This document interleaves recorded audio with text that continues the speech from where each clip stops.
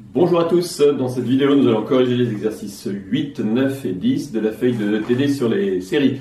Il s'agit d'utiliser ce que l'on a vu non seulement sur les suites à terme positif, les séries pardon, à terme positif, mais aussi sur les séries à terme quelconque, notamment celles qui sont absolument convergentes.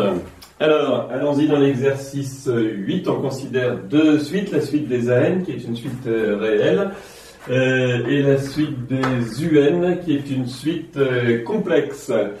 Cet exercice se généralisera l'année prochaine quand à la place des complexes, ici vous aurez des vecteurs. L'année prochaine vous étudierez des séries à terme vectoriel. Alors, pour n appartenant à n étoile, on appelle Sn la somme partielle de la série de termes général UN, c'est-à-dire la somme pour k égale 0 jusqu'à n des UK. Et d'autre part, on va faire intervenir la série des ANUN. C'est, regardez la dernière question de petit b, c'est de cela dont il s'agit, montrer que la série des ANUN converge. Alors, j'ai appelé grand Vn sa somme partielle, donc la somme pour k égale 0 jusqu'à n des AK UK. Donc dans la première question, on nous demande de transformer l'expression de Vn pour, vous le voyez, ne faire plus apparaître que des grands S, soit indice n, soit indice k, et non plus des petits u. Alors, cette transformation s'appelle la transformation d'Abel, et nous allons la mettre en œuvre ici en remarquant que si on veut faire disparaître petit u, il faut faire un lien entre grand S et petit u.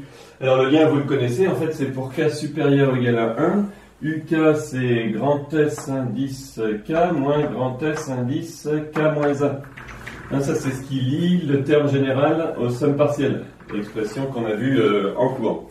Alors Vn, donc j'ai ici sorti le premier terme, A0 U0, parce que je ne peux écrire ça que pour K supérieur ou égal à 1.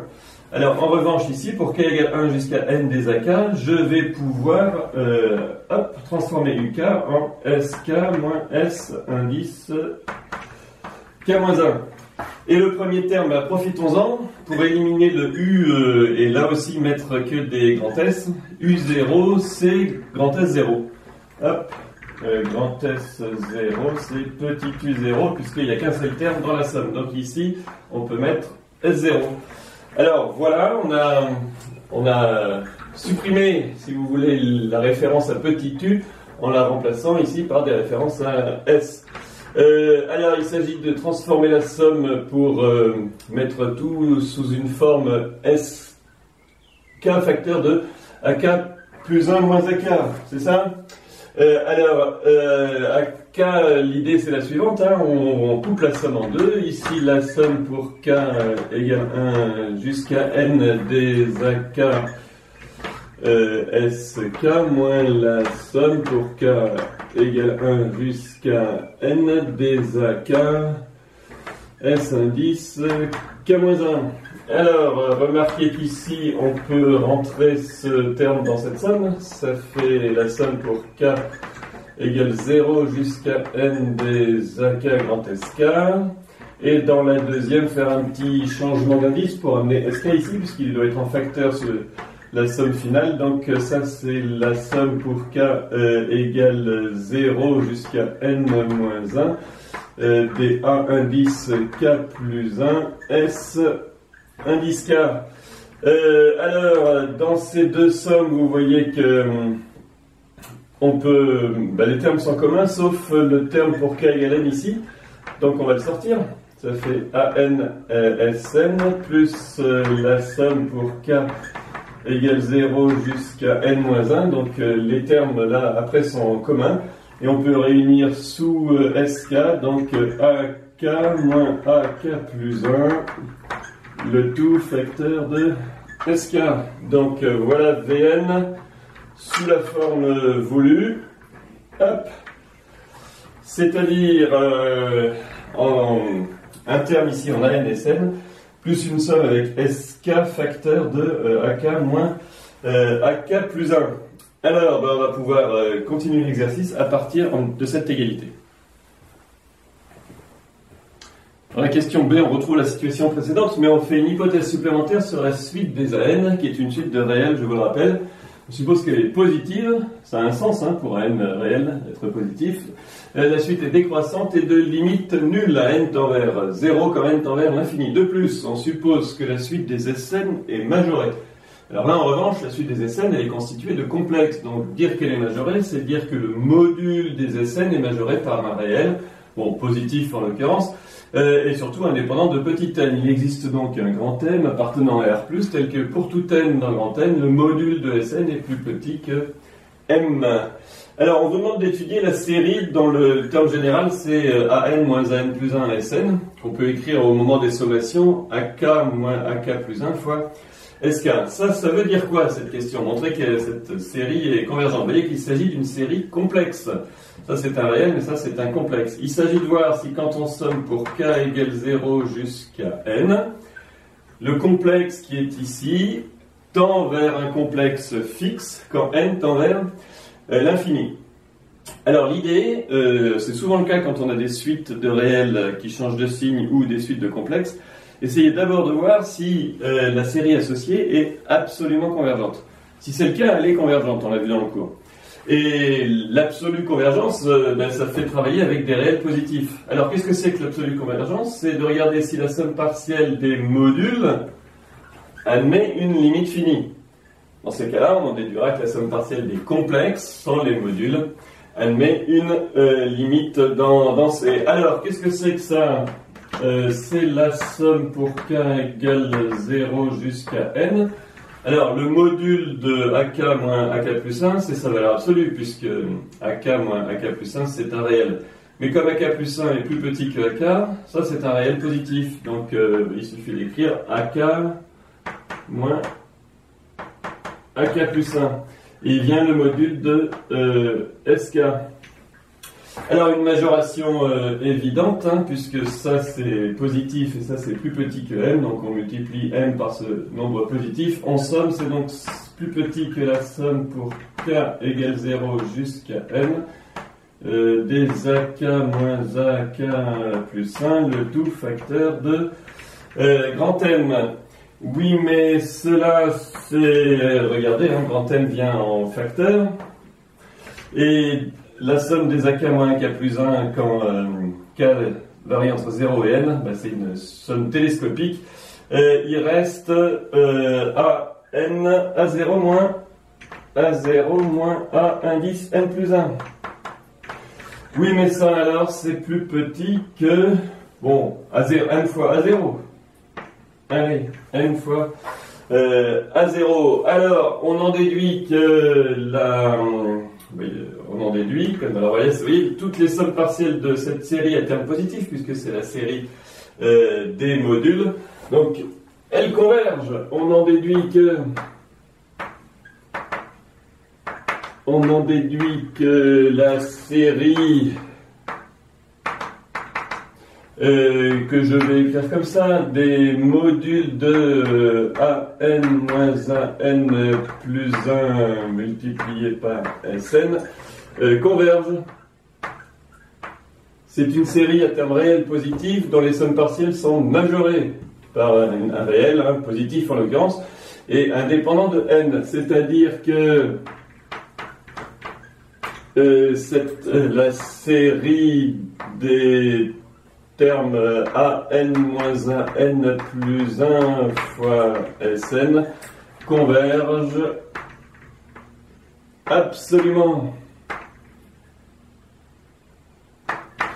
Converge absolument, donc converge. Donc cette série converge bien. Cette série converge. Qu'est-ce que ça veut dire? Ça veut dire, je le répète, qu'il existe, hop, je mets là, il existe grand Z appartenant à C tel que, hop, la somme de k égale 0 jusqu'à n des ak moins ak plus 1 sk tend vers Z, dans C bien sûr, hein, quand n tend vers l'infini. Je vous rappelle que ça veut dire que le module de la différence tend vers 0. Allez, écrivons bien le petit signe moins qui est là. Hop. Et voilà qui conclut cette première partie. Alors, il s'agit de montrer ensuite, à l'aide de cela, que la série des ANUN converge. Alors là, on va utiliser l'égalité mise en évidence au petit a et ce résultat-là. Je rappelle donc le résultat de petit a pour, d'après petit a, là j'ai oublié d'écrire petit a, pour n supérieur ou égal à 1 et la notation qu'on avait utilisée c'est grand Vn, la somme pour k égale 0 jusqu'à n des AK SK, c'est-à-dire la somme partielle d'ordre n de la série qu'on nous demande de montrer convergente, hein, d'étudier et de montrer convergente. On a l'égalité suivante, Vn égale AN Sn plus la somme pour k égale 0 jusqu'à n-1 des AK moins AK plus 1 SK. Alors ça c'est la somme partielle d'ordre n-1 de la série qu'on a étudiée juste avant. On a vu que cette série converge. Donc sa somme partielle d'ordre n-1 ou n tendent toutes les deux vers un complexe fixe, Z, que j'ai appelé ainsi tout à l'heure. Donc cette quantité-là tend dans C vers un complexe fixe. Reste à voir ce que fait ça là, un NSN. Oui, mais ça, regardez, en module, eh bien, comme tout à l'heure, c'est valeur absolue de n, mais comme n est positif, ça fait n fois module de Sn.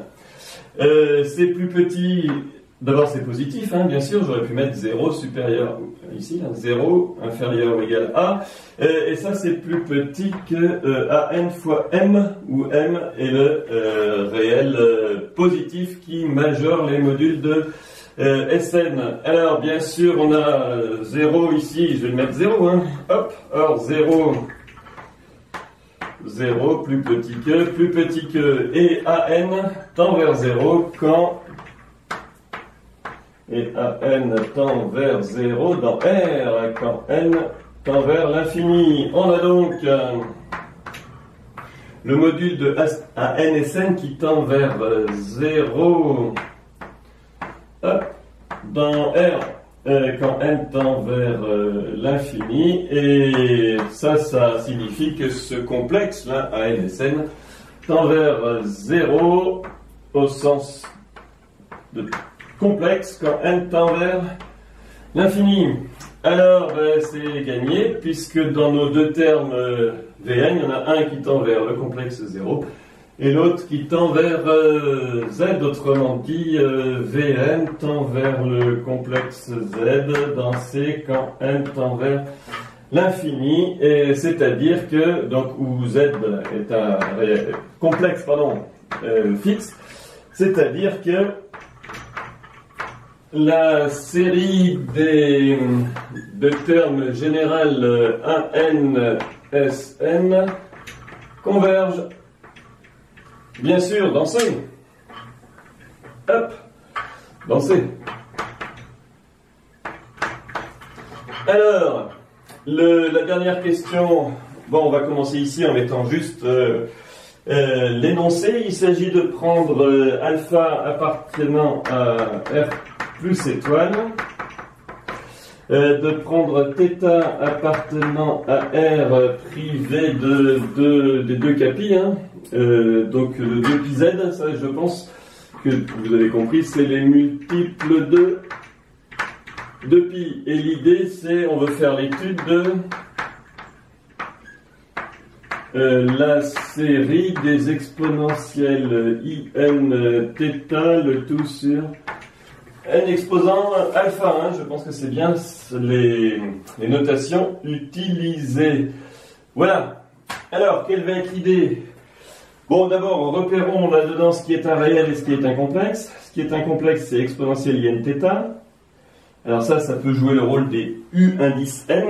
Et du coup, les a indice n seraient les 1 sur n exposant alpha. Est-ce que ce sont des réels positifs? La réponse oui. Si alpha est strictement positif, la fonction qui a été associée 1 sur t exposant alpha est décroissante, donc la suite des 1 sur n exposant alpha va être décroissante et de limite nulle. Donc là, vous voyez que l'idée, c'est d'utiliser ce qu'on a fait précédemment, en posant un égale exponentielle in θ et an égale 1 sur n exposant alpha. L'un est bien un complexe, l'autre est bien un réel, et la suite de tous ces réels a bien les propriétés voulues, positives, décroissantes, de limite nulle. Donc on va mettre ça en place pour finir l'exercice. Alors j'ai écrit ici les idées que nous avons eues pour étudier la série des exponentielles INθ sur n exposant alpha. Pour n appartenant à grand N, on pose un égale exponentielle INθ, c'est bien un complexe. Et pour n supérieur ou égal à 1, a n égale 1 sur n exposant alpha. Alors on veut créer une suite des AN commençant à l'indice 0 qui est positif, décroissante et de limite nulle. Bon, il nous manque un A0, on n'a qu'à prendre A0 égale 1. Vous voyez que A0 égale A1 égale 1, puis ensuite tout se passe bien. Il y a stricte décroissance à partir du rang 1 des termes positifs qui tendent vers 0. Attention, tout ça est valable parce que alpha est strictement positif. Alors, pour appliquer le résultat vu à la question B, il reste à voir que la suite des Sn est bornée. Sn, c'est la somme partielle d'ordre n de la série de termes générales un, c'est-à-dire la somme pour k égale 0 jusqu'à n des exponentielles i kθ. Alors, on reconnaît la somme pour k égale 0 jusqu'à n des exponentielles iθ exposant k. Ça, c'est la somme partielle d'une série géométrique dont la raison de la suite géométrique utilisée, c'est exponentielle iθ. Mais θ n'est pas un multiple entier de 2π, donc ça, c'est pas 1, différent de 1. On dispose donc de l'égalité qui donne explicitement la somme ici. Donc, premier terme sommé, c'est 1. Moins un premier terme non sommé exponentielle i n plus 1 θ divisé par 1 moins exponentielle iθ. Donc vous voyez qu'ici le module de Sn c'est égal à 1, on va écrire ça comme ça, 1 sur module de 1 plus moins, exponentielle iθ. Et ici, le module de 1 moins exponentielle i n plus 1 θ. Alors regardez, ça il y aurait égal là. Je vais peut-être, bon ça c'est un réel positif, je vais peut-être tout de suite utiliser l'inégalité triangulaire. Ça c'est plus petit que, alors attention, moins ici, produit par l'inégalité triangulaire, un plus. Je m'explique, ici je mets comme ça, plus comme ça, parenthèse, et inférieur ou égal. Et donc, deux points, quel que soit n appartenant à grand N, le module de Sn est plus petit. Bon, ça vaut 1, et ça aussi. Regardez, le module d'un exponentiel d'imaginaire pur, c'est 1. Donc ça, c'est plus petit que 2 sur module de 1 moins exponentielle iθ, et ben c'est gagné. Autrement dit, la suite des Sn n appartenant à grand N est bornée. C'est une suite complexe. Donc, d'après le résultat vu en B, la série des AN UN, à savoir la série des 1 sur n exposant alpha exponentielle i n θ, converge. Alors ça c'est un résultat intéressant parce que ça signifie que, étant donné que c'est une série complexe, ça signifie que sa partie réelle et sa partie imaginaire convergent. C'est-à-dire que les deux séries somme pour des 1 sur n exposant alpha cosinus de n θ et la série des 1 sur n exposant alpha sinus de n θ converge nt. Alors ça c'est loin d'être évident. C'est évident si alpha ici est supérieur strictement à 1, puisque dans ces cas-là ce serait des séries absolument convergentes. Mais en revanche, pour alpha plus petit que 1, voire même pour alpha égal 1, c'est loin d'être évident ce genre de choses. Je fais un petit point juste après là pour pour vous montrer qu'en particulier, regardez, je sais pas, par exemple, si on prend θ égale 1 et alpha égale 1, les séries des cosinus n sur n et des sinus n sur n convergent. Ce qui n'a rien d'évident, puisque ce sont des séries qui ne sont pas absolument convergentes. Je fais un petit point, et puis on poursuit avec l'exercice 9. Bon, j'ai résumé ici ce que je vous racontais à la fin du tableau précédent, c'est-à-dire que on remarque que le module ou la valeur absolue en l'occurrence, puisque ce sont des réels de cosinus n θ sur n exposant alpha, c'est plus petit que 1 sur n exposant alpha. Hein, la valeur absolue de cosinus et la valeur absolue du sinus sont plus petits que 1, donc de même ici on a la valeur absolue de sinus n alpha.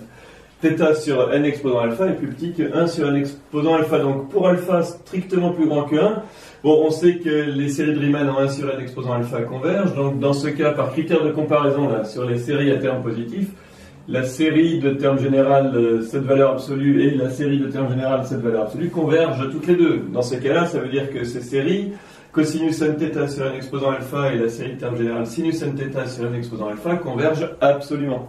Donc elles convergent parce qu'elles convergent absolument. Mais notre résultat assure que ces séries-là convergent encore, alors cette fois plus absolument, mais elles convergent, donc on dit qu'elles sont semi-convergentes pour alpha strictement positif jusqu'à 1.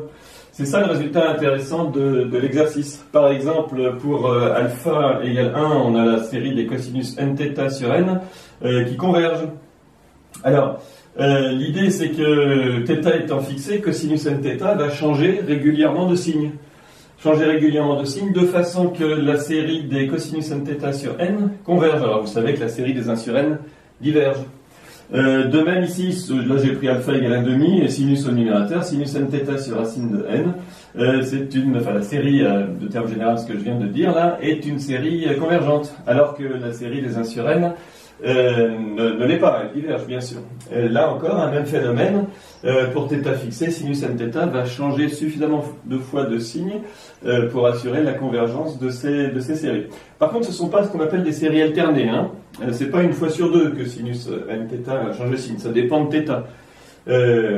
Bon, je vous laisse regarder. Il y a souvent des exemples où θ vaut 1. Bon, 1, c'est un peu moins de pi sur 3, hein, ça s'applique tout à fait. Donc voilà des séries semi-convergentes intéressantes. Alors, passons à l'exercice 9, où bon, on a pratiquement traité cet exercice dans le cours, mais on va le refaire de façon complète. Il s'agit de montrer ici que deux séries à termes généraux équivalents n'ont pas forcément la même nature si ces termes changent de signe. Alors, pour n supérieur ou égal à 2, on pose un égale logarithme de 1 plus moins 1 exposant n sur racine de n. On demande un équivalent de un dans la question petit a. Bon, il suffit de dire que moins 1 exposant n sur racine de n, ça tend bien sûr vers 0 quand n tend vers l'infini. Hein, le numérateur est borné et le dénominateur tend vers l'infini. Et d'autre part, on sait que logarithme de 1 plus u équivaut à u quand u tend vers 0. Si vous voulez, on va les appeler h, puisqu'il y a déjà un u dans les parages. Appelons-le h.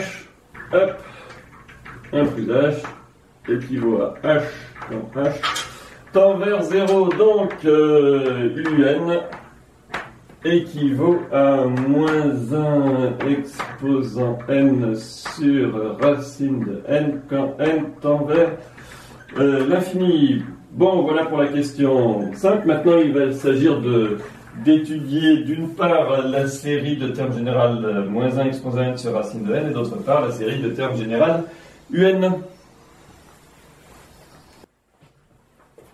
Alors, étudions nos deux séries, celle d'abord de terme général moins 1 exposant n sur racine de n, puis celle de terme général un, sachant qu'il y a... Non, justement, sans utiliser l'équivalence, puisque vous voyez que c'est une équivalence entre termes qui ne sont pas positifs. Hein. Vous voyez bien que ça change de signe. Une fois sur deux. Alors, pour la série de terme général moins 1 exposant n sur racine de n, on peut utiliser le résultat vu à l'exercice 7 qui concerne les séries alternées. La valeur absolue ici de cette quantité, c'est 1 sur racine de n, et 1 sur racine de n pour n supérieur ou égal à 2 forme une suite positive, bien sûr, décroissante, et de limite nulle. Alors, on sait, dans ces cas-là, hein, que si on rajoute moins 1 exposant n fois cette quantité, on a le terme général d'une série convergente. On appelle ça le critère spécial des séries alternées. Alors, passons à l'étude, donc la série des moins 1 exposant n sur racine de n converge. Passons à l'étude de la série de termes général un. Alors, un est de la forme logarithme de 1 plus hn, où hn, on l'a vu, tend vers 0. Alors, l'équivalence avec h, visiblement, ne suffit pas pour conclure. Donc, on va aller plus loin dans le développement limité de log de 1 plus h carré. C'est h moins 1 demi de h carré plus 1 tiers de h cube plus petit o de h cube. Alors, ce qui est assez pratique pour les séries, c'est d'utiliser les grands taux. Regardez la quantité finale là, 1 tiers de h cube plus petit o de h cube, ça équivaut à 1 tiers de h cube. Si ça équivaut à 1 tiers de h cube, c'est un grand taux de h cube. En effet, si on divise par h cube, ça tend vers 1 tiers. Donc c'est plus petit qu'un réel fixé pour h suffisamment petit. On peut écrire ici plus grand taux de h cube quand h tend vers 0. Et puis vous savez que grand taux ne dépend pas du signe, puisque la définition c'est module du quotient, module ou valeur absolue, ici valeur absolue du quotient borné. On peut donc écrire égal h moins 1 demi de h carré plus grand taux de valeur absolue de h au cube quand h tend vers 0. Alors, quand on prend h égale hn égale moins 1 sur n, on a par composition, alors vous savez, on peut faire une composition ici à droite dans les développements limités, donc un, ça va être h, donc moins 1 exposant n sur racine de n, moins 1 demi de h carré, alors il va venir ici, moins 1 exposant 2n, mais ça fait 1, donc ici il vient 1 sur n. Attention, ici j'ai mis mon n est pas joli du tout. Hop, plus un grand taux. Alors je vais écrire plus Vn, où Vn c'est un grand taux de. Alors, valeur absolue au cube ici il vient 1 sur n racine de n quand grand N tend vers l'infini. Alors, regardez l'idée, c'est que maintenant la série des moins 1 exposant n sur racine de n, on vient de voir qu'elle converge. Ici, la série des 1 sur n, on sait qu'elle diverge. Et la série des Vn, c'est des grands taux de 1 sur racine de n. Ça converge.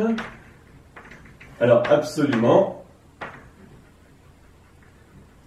Puisque ça signifie que la valeur absolue de Vn est plus petite que constante fois 1 sur racine de n. Alors, je vais l'écrire ici, car la série des 1 sur n racine de n converge. Pourquoi elle converge?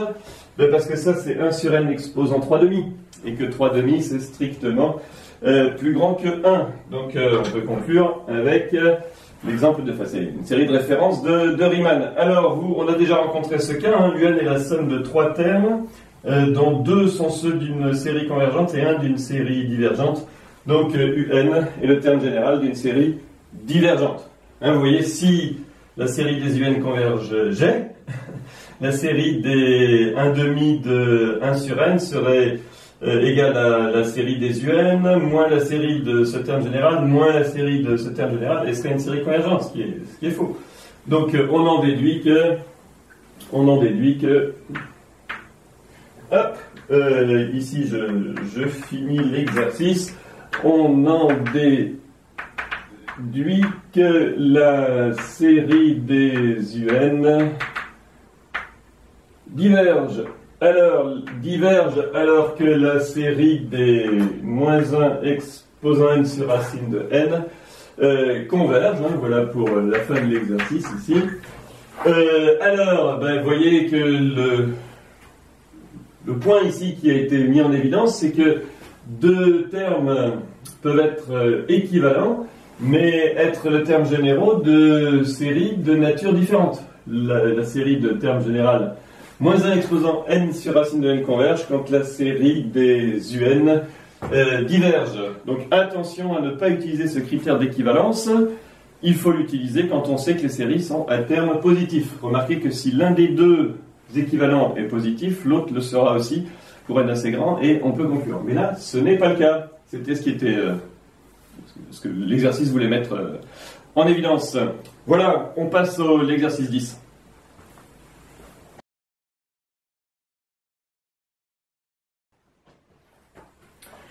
Alors, dans cet exercice 10, il s'agit d'étudier, vous voyez la question petit c, la série des moins 1 exposant n un, où un est une suite qui est définie de façon un peu nouvelle, hein, c'est ça qui est original dans l'exercice, c'est que un n'est pas donné de façon explicite, mais par une forme de récurrence.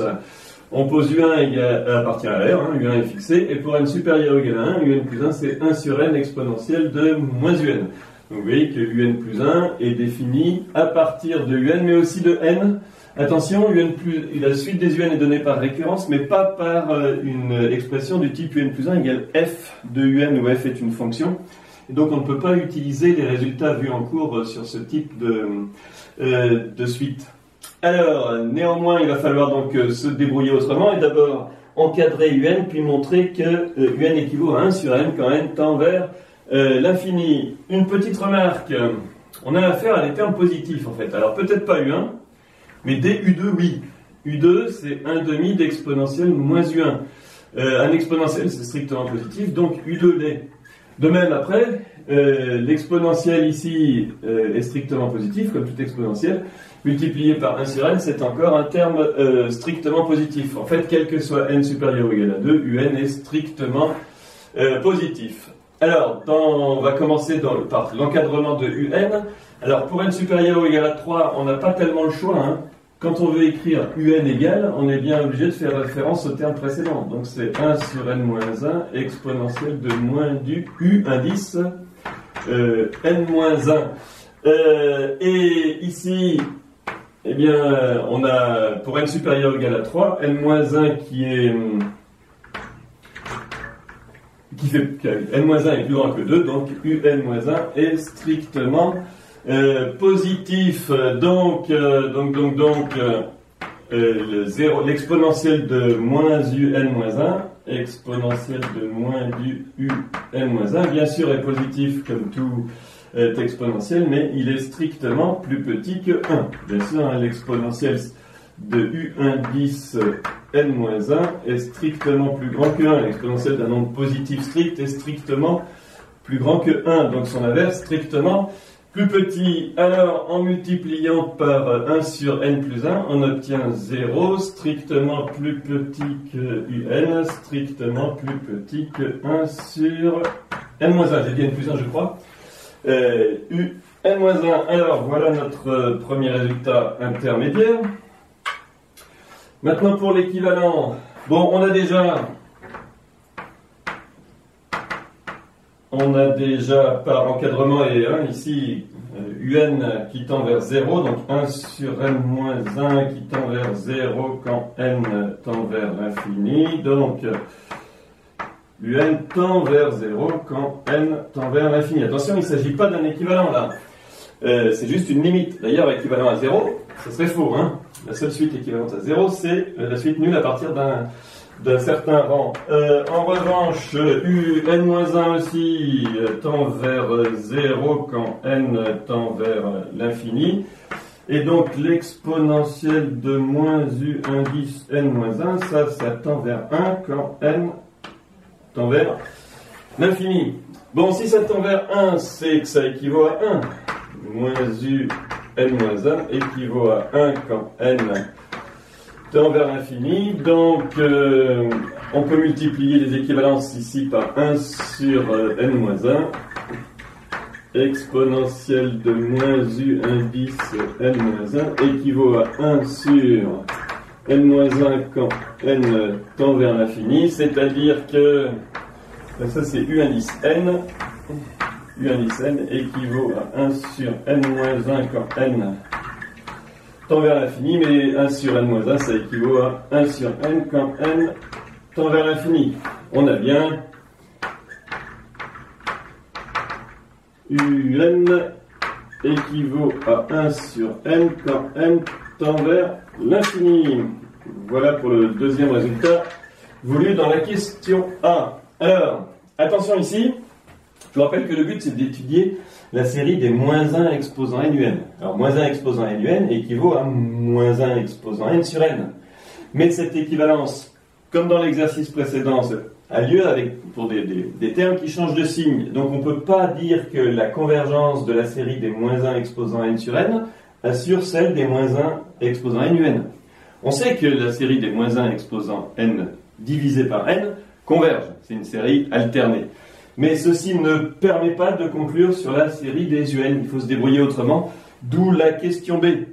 A tout de suite.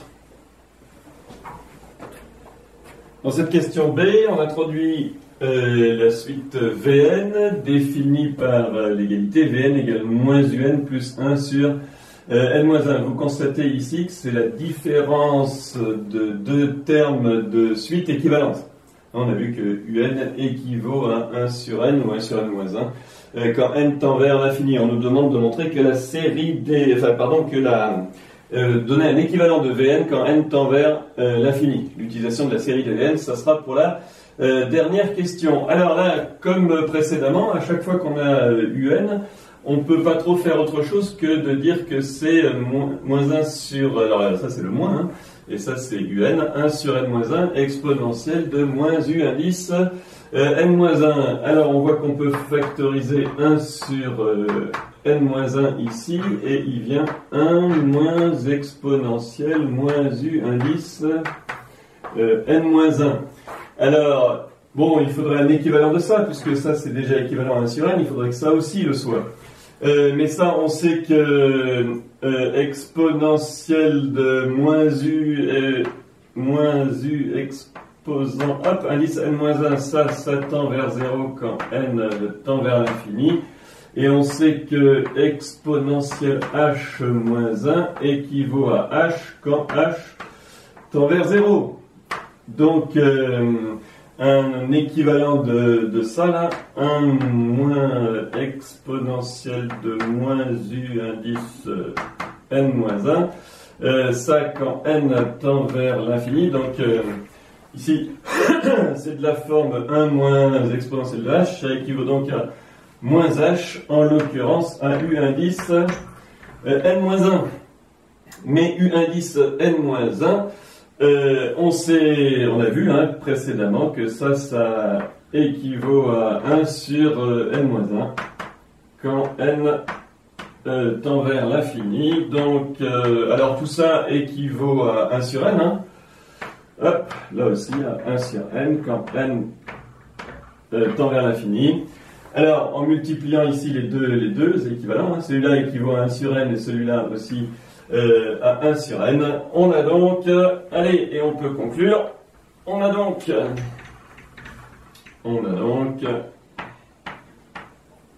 Vn équivaut à 1 sur n carré quand n tend vers l'infini. Alors, une remarque dans l'optique de finir la question avec petit c pour la série des moins 1 exposant n fois un. Bon, on va utiliser bien sûr Vn. Que peut-on dire de la série des Vn? D'abord que Vn pour n assez grand est positif, puisqu'il équivaut à quelque chose de positif. D'accord? Alors, ça c'est toujours le cas, hein, quand deux termes sont équivalents et l'un positif, l'autre sera positif pour n assez grand. Donc Vn sera positif pour n assez grand. Et dans ces cas-là, on peut appliquer donc pour les séries à termes positifs le critère de comparaison.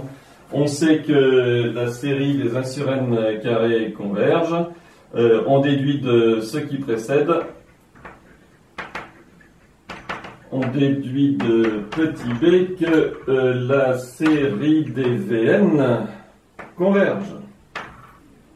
Je vous rappelle, critère de comparaison sur les séries à termes positifs. On sait que la série des 1 sur n carré converge. Hein, ça, c'est ce qu'on appelle un exemple de Riemann. Pour alpha égale 2, strictement plus grand que 1.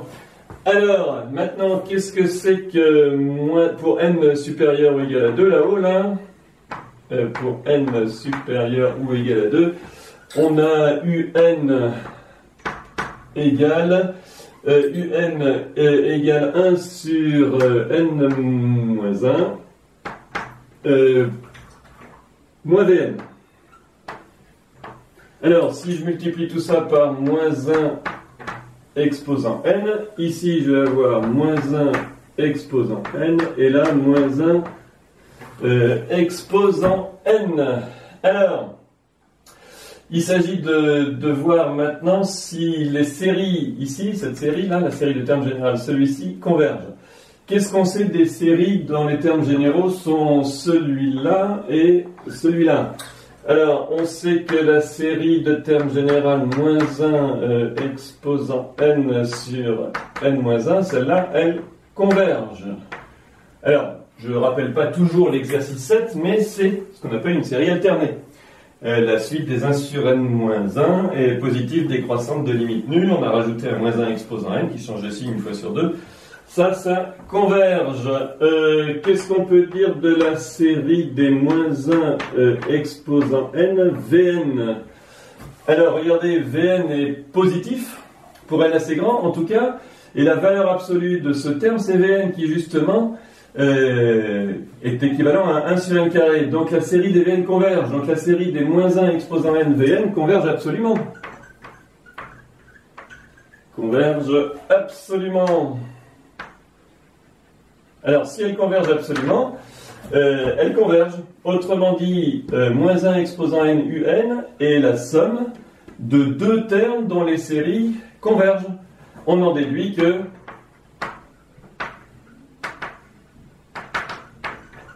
la série des moins 1 exposant n un converge, ce qui était le but de notre exercice.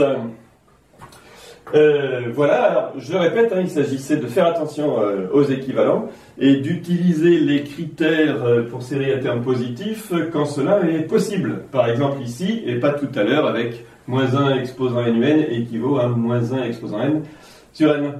Bon, néanmoins, on a montré que la série des moins 1 exposant n un converge. Voilà pour cet exercice. Pour achever la vidéo, je vais vous donner des indications pour chercher l'exercice 11, qui est un exercice important, hein, qui introduit la constante de l'air et qui donne un encadrement de celle-ci. Je donne donc quelques indications pour conclure et vous aider dans la recherche de cet exercice à venir. Alors pour finir cette vidéo, voici des indications pour l'exercice 11, exercice qui, je le répète, est très classique. On considère un qui est, alors j'ai opté pour une notation intermédiaire qui intervient souvent, c'est hn, la somme pour k égale 1 jusqu'à n des 1 sur k. Donc vous voyez que hn, en fait, c'est la somme partielle d'ordre n, de la série des 1 sur n. La série des 1 sur n, c'est ce qu'on appelle la série harmonique. Ça, c'est sa somme partielle d'ordre n. Et un, le réel un, c'est hn moins log de n. Il s'agit de montrer dans cet exercice que un tend vers une limite finie, qu'on appelle gamma, la constante de l'air, et de donner un encadrement de cette limite. Donc il s'agit d'étudier la suite des un. Pour ça, regardez, on utilise delta n, qui est un indice n moins 1 moins un. Delta n est la différence de deux termes consécutifs de la suite des un. Alors pourquoi pas un moins un moins 1 pour des raisons de positivité, vous verrez plus tard. Dès la question petit a, delta n équivaut à 1 sur 2n carré, c'est une quantité positive, donc delta n est positif. Si on avait mis dans l'autre sens, on aurait travaillé avec des quantités négatives, ce qui est moins pratique. Alors quel est le lien entre la série des delta n qu'on vous demande d'étudier et la suite des un?